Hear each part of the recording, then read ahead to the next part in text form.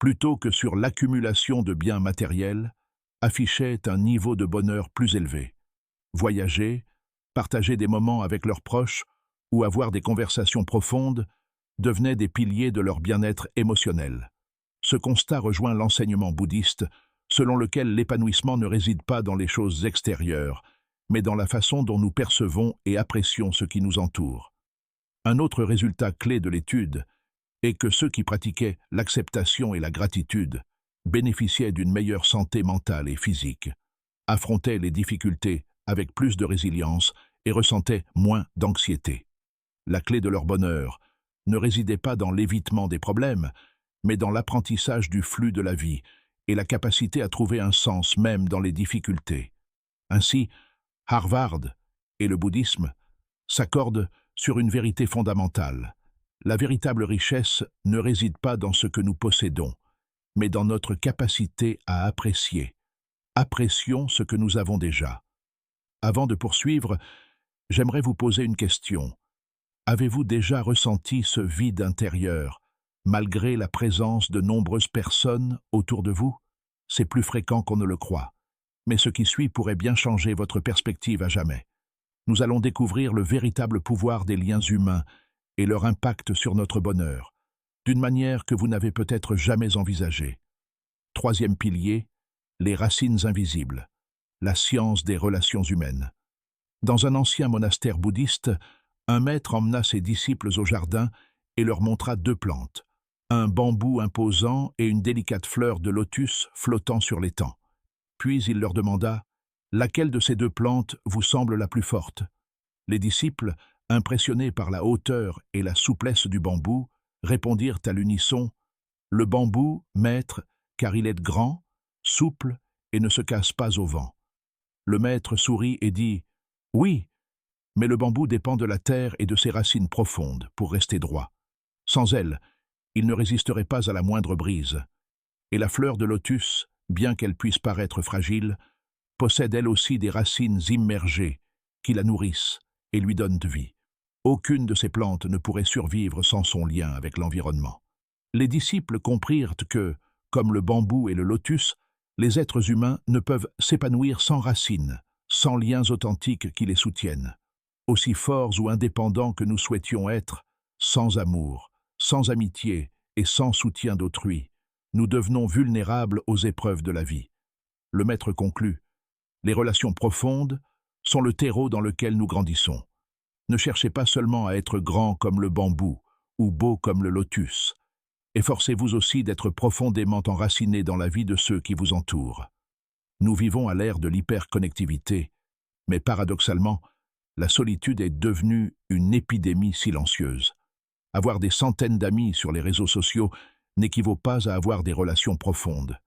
La science a démontré que la qualité de nos relations est un facteur déterminant de notre bonheur et de notre longévité. Le bouddhisme nous enseigne que l'interdépendance est l'essence même de l'existence. Nul ne vit isolé. Nous sommes tous unis au sein d'un réseau d'entraide. Un simple geste de bienveillance peut égayer la journée d'autrui et, simultanément, renforcer notre propre sentiment d'utilité. Une étude de Harvard sur le bonheur a révélé que les personnes entretenant des relations fortes et profondes étaient non seulement plus heureuses, mais aussi en meilleure santé. L'amour, l'amitié et la communauté nourrissent l'âme et ont un impact biologique. Ils réduisent le stress et renforcent le système immunitaire. Donner la priorité aux relations, c'est en fin de compte donner la priorité à la vie. Des études scientifiques ont confirmé que les personnes les plus heureuses et les plus longévives ne sont ni les plus riches ni les plus célèbres, mais celles qui ont tissé des liens profonds et significatifs. Dans le bouddhisme, la communauté, sangha, joue un rôle essentiel dans la croissance spirituelle, car l'entraide favorise la paix intérieure. Appelez aujourd'hui cet ami ou ce membre de votre famille avec qui vous n'avez pas parlé depuis longtemps et exprimez-lui votre gratitude. Avant d'aborder le dernier pilier, je vous invite à réfléchir un instant. Combien de fois avez-vous ressenti de l'anxiété face à l'avenir ou de la tristesse face au passé? Nous sommes prisonniers de l'idée que les choses devraient être permanentes, que nous pouvons nous accrocher à ce que nous aimons et maîtriser le cours de notre vie. Et si, au lieu de lutter contre le changement, nous apprenions à l'apprivoiser? La suite pourrait transformer votre rapport à l'existence, vous libérant du plutôt que sur l'accumulation de biens matériels, affichait un niveau de bonheur plus élevé. Voyager, partager des moments avec leurs proches ou avoir des conversations profondes devenaient des piliers de leur bien-être émotionnel. Ce constat rejoint l'enseignement bouddhiste, selon lequel l'épanouissement ne réside pas dans les choses extérieures, mais dans la façon dont nous percevons et apprécions ce qui nous entoure. Un autre résultat clé de l'étude est que ceux qui pratiquaient l'acceptation et la gratitude bénéficiaient d'une meilleure santé mentale et physique, affrontaient les difficultés avec plus de résilience et ressentaient moins d'anxiété. La clé de leur bonheur ne résidait pas dans l'évitement des problèmes, mais dans l'apprentissage du flux de la vie et la capacité à trouver un sens même dans les difficultés. Ainsi, Harvard et le bouddhisme s'accordent sur une vérité fondamentale. La véritable richesse ne réside pas dans ce que nous possédons, mais dans notre capacité à apprécier. Apprécions ce que nous avons déjà. Avant de poursuivre, j'aimerais vous poser une question. Avez-vous déjà ressenti ce vide intérieur, malgré la présence de nombreuses personnes autour de vous? C'est plus fréquent qu'on ne le croit, mais ce qui suit pourrait bien changer votre perspective à jamais. Nous allons découvrir le véritable pouvoir des liens humains et leur impact sur notre bonheur, d'une manière que vous n'avez peut-être jamais envisagée. Troisième pilier, les racines invisibles, la science des relations humaines. Dans un ancien monastère bouddhiste, un maître emmena ses disciples au jardin et leur montra deux plantes, un bambou imposant et une délicate fleur de lotus flottant sur l'étang. Puis il leur demanda « Laquelle de ces deux plantes vous semble la plus forte ?» Les disciples, impressionnés par la hauteur et la souplesse du bambou, répondirent à l'unisson « Le bambou, maître, car il est grand, souple et ne se casse pas au vent. » Le maître sourit et dit « Oui, mais le bambou dépend de la terre et de ses racines profondes pour rester droit. Sans elles, il ne résisterait pas à la moindre brise. Et la fleur de lotus, bien qu'elle puisse paraître fragile, possède elle aussi des racines immergées qui la nourrissent et lui donnent de vie. Aucune de ces plantes ne pourrait survivre sans son lien avec l'environnement. » Les disciples comprirent que, comme le bambou et le lotus, les êtres humains ne peuvent s'épanouir sans racines, sans liens authentiques qui les soutiennent. Aussi forts ou indépendants que nous souhaitions être, sans amour, sans amitié et sans soutien d'autrui, nous devenons vulnérables aux épreuves de la vie. Le maître conclut, les relations profondes sont le terreau dans lequel nous grandissons. Ne cherchez pas seulement à être grand comme le bambou ou beau comme le lotus. Efforcez-vous aussi d'être profondément enraciné dans la vie de ceux qui vous entourent. Nous vivons à l'ère de l'hyperconnectivité, mais paradoxalement, la solitude est devenue une épidémie silencieuse. Avoir des centaines d'amis sur les réseaux sociaux n'équivaut pas à avoir des relations profondes. La science a démontré que la qualité de nos relations est un facteur déterminant de notre bonheur et de notre longévité. Le bouddhisme nous enseigne que l'interdépendance est l'essence même de l'existence. Nul ne vit isolé.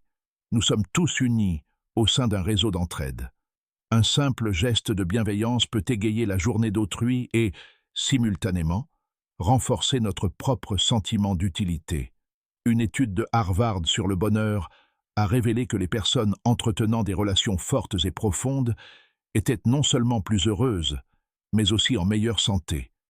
L'amour, l'amitié et la communauté nourrissent l'âme et ont un impact biologique. Ils réduisent le stress et renforcent le système immunitaire. Donner la priorité aux relations, c'est en fin de compte donner la priorité à la vie. Des études scientifiques ont confirmé que les personnes les plus heureuses et les plus longévives ne sont ni les plus riches ni les plus célèbres, mais celles qui ont tissé des liens profonds et significatifs. Dans le bouddhisme, la communauté, sangha, joue un rôle essentiel dans la croissance spirituelle, car l'entraide favorise la paix intérieure. Appelez aujourd'hui cet ami ou ce membre de votre famille avec qui vous n'avez pas parlé depuis longtemps et exprimez-lui votre gratitude. Avant d'aborder le dernier pilier, je vous invite à réfléchir un instant. Combien de fois avez-vous ressenti de l'anxiété face à l'avenir ou de la tristesse face au passé. Nous sommes prisonniers de l'idée que les choses devraient être permanentes, que nous pouvons nous accrocher à ce que nous aimons et maîtriser le cours de notre vie. Et si, au lieu de lutter contre le changement, nous apprenions à l'apprivoiser? La suite pourrait transformer votre rapport à l'existence, vous libérant du plutôt que sur l'accumulation de biens matériels, affichait un niveau de bonheur plus élevé. Voyager, partager des moments avec leurs proches ou avoir des conversations profondes devenaient des piliers de leur bien-être émotionnel. Ce constat rejoint l'enseignement bouddhiste, selon lequel l'épanouissement ne réside pas dans les choses extérieures, mais dans la façon dont nous percevons et apprécions ce qui nous entoure. Un autre résultat clé de l'étude est que ceux qui pratiquaient l'acceptation et la gratitude bénéficiaient d'une meilleure santé mentale et physique, affrontaient les difficultés avec plus de résilience et ressentaient moins d'anxiété. La clé de leur bonheur ne résidait pas dans l'évitement des problèmes, mais dans l'apprentissage du flux de la vie et la capacité à trouver un sens même dans les difficultés. Ainsi, Harvard et le bouddhisme s'accordent sur une vérité fondamentale. La véritable richesse ne réside pas dans ce que nous possédons, mais dans notre capacité à apprécier. Apprécions ce que nous avons déjà. Avant de poursuivre, j'aimerais vous poser une question. Avez-vous déjà ressenti ce vide intérieur, malgré la présence de nombreuses personnes autour de vous? C'est plus fréquent qu'on ne le croit. Mais ce qui suit pourrait bien changer votre perspective à jamais. Nous allons découvrir le véritable pouvoir des liens humains et leur impact sur notre bonheur, d'une manière que vous n'avez peut-être jamais envisagée. Troisième pilier, les racines invisibles, la science des relations humaines. Dans un ancien monastère bouddhiste, un maître emmena ses disciples au jardin et leur montra deux plantes, un bambou imposant et une délicate fleur de lotus flottant sur l'étang. Puis il leur demanda « Laquelle de ces deux plantes vous semble la plus forte ?» Les disciples, impressionnés par la hauteur et la souplesse du bambou, répondirent à l'unisson « Le bambou, maître, car il est grand, souple et ne se casse pas au vent. » Le maître sourit et dit « Oui, mais le bambou dépend de la terre et de ses racines profondes pour rester droit. Sans elles, il ne résisterait pas à la moindre brise. Et la fleur de lotus, bien qu'elle puisse paraître fragile, possède elle aussi des racines immergées qui la nourrissent et lui donnent de vie.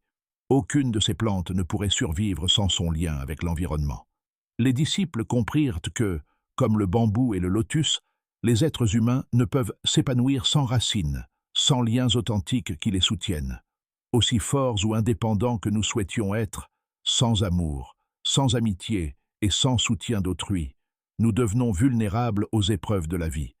Le maître conclut, les relations profondes sont le terreau dans lequel nous grandissons. Ne cherchez pas seulement à être grand comme le bambou ou beau comme le lotus. Efforcez-vous aussi d'être profondément enraciné dans la vie de ceux qui vous entourent. Nous vivons à l'ère de l'hyperconnectivité, mais paradoxalement, la solitude est devenue une épidémie silencieuse. Avoir des centaines d'amis sur les réseaux sociaux n'équivaut pas à avoir des relations profondes. La science a démontré que la qualité de nos relations est un facteur déterminant de notre bonheur et de notre longévité. Le bouddhisme nous enseigne que l'interdépendance est l'essence même de l'existence. Nul ne vit isolé. Nous sommes tous unis au sein d'un réseau d'entraide. Un simple geste de bienveillance peut égayer la journée d'autrui et, simultanément, renforcer notre propre sentiment d'utilité. Une étude de Harvard sur le bonheur a révélé que les personnes entretenant des relations fortes et profondes étaient non seulement plus heureuses, mais aussi en meilleure santé. L'amour, l'amitié et la communauté nourrissent l'âme et ont un impact biologique. Ils réduisent le stress et renforcent le système immunitaire. Donner la priorité aux relations, c'est en fin de compte donner la priorité à la vie. Des études scientifiques ont confirmé que les personnes les plus heureuses et les plus longévives ne sont ni les plus riches ni les plus célèbres, mais celles qui ont tissé des liens profonds et significatifs. Dans le bouddhisme, la communauté, sangha, joue un rôle essentiel dans la croissance spirituelle, car l'entraide favorise la paix intérieure. Appelez aujourd'hui cet ami ou ce membre de votre famille avec qui vous n'avez pas parlé depuis longtemps et exprimez-lui votre gratitude. Avant d'aborder le dernier pilier, je vous invite à réfléchir un instant. Combien de fois avez-vous ressenti de l'anxiété face à l'avenir ou de la tristesse face au passé? Nous sommes prisonniers de l'idée que les choses devraient être permanentes, que nous pouvons nous accrocher à ce que nous aimons et maîtriser le cours de notre vie. Et si, au lieu de lutter contre le changement, nous apprenions à l'apprivoiser? La suite pourrait transformer votre rapport à l'existence, vous libérant du poids de la résistance et de la peur. Pilier 4, la pratique du détachement. Comment accepter l'impermanence? Dans une région ancienne du Japon vivait un grand guerrier, célèbre pour sa maîtrise du sabre. Pendant des années, il avait entraîné son corps et son esprit au combat, convaincu que la maîtrise totale de ses compétences lui garantirait la victoire dans tous les affrontements. Pourtant, au fond de lui, il ressentait une peur constante de perdre ce qu'il avait si durement acquis, sa force, son honneur, sa réputation. Un jour, il entendit parler d'un vieux moine vivant dans les montagnes et réputé pour sa sagesse. En quête désespérée de réponses, le guerrier gravit le sommet et rencontra le moine, qui l'accueillit avec une simple tasse de thé. Après l'avoir remercié, le guerrier dit « Maître, je suis venu vous demander comment surmonter la peur de tout perdre. » Le moine sourit et désigna les cerisiers en fleurs qui entourèrent le temple. Il dit « Vois comme les pétales tombent sans résistance sous le vent. L'arbre ne lutte pas contre la brise. Il n'a pas peur de perdre ses fleurs, car il sait qu'en temps voulu, il refleurira. C'est la vie. Lorsque nous nous accrochons trop fort, nous souffrons. Mais lorsque nous acceptons la nature du changement, nous trouvons la véritable liberté. » Le guerrier comprit que son plus grand combat n'était pas sur le champ de bataille, mais en lui-même. Dès ce jour, il cessa de percevoir la perte comme un échec et commença à accepter l'impermanence de toute chose. Et dans ce détachement, il trouva une paix plus grande que n'importe quelle victoire. Nous nous accrochons à l'illusion d'une vie stable, alors qu'en réalité, elle est comme un fleuve, en perpétuel mouvement. Résister au changement, c'est comme essayer d'attraper de l'eau à pleine main. Plus on serre, plus elle nous échappe. La clé du détachement n'est pas de renoncer à la vie, mais d'apprendre à suivre son cours. Dans la philosophie bouddhiste, l'impermanence n'est pas une chose négative. C'est une porte vers la liberté. Si tout change, alors aucune souffrance n'est éternelle, aucune joie ne dure éternellement, pas plus que la douleur. Accepter ce flux naturel nous permet de vivre avec moins de peur et plus de gratitude. Des études sur la résilience émotionnelle montrent que ceux qui abordent le changement avec souplesse d'esprit ont une plus grande capacité d'adaptation et un bien-être accru. Au lieu de percevoir le changement comme une menace, nous pouvons le voir comme une opportunité de grandir, d'apprendre et de vivre pleinement la vie. Rien n'est permanent, ni les joies, ni les peines. Au lieu de craindre le changement, nous pouvons apprendre à l'accompagner. Le bouddhisme nous enseigne qu'en acceptant l'impermanence, nous trouvons la liberté. Fermez les yeux et imaginez une feuille flottant sur une rivière. Observez comment elle se laisse emporter par le courant sans résister. C'est cela, la vie.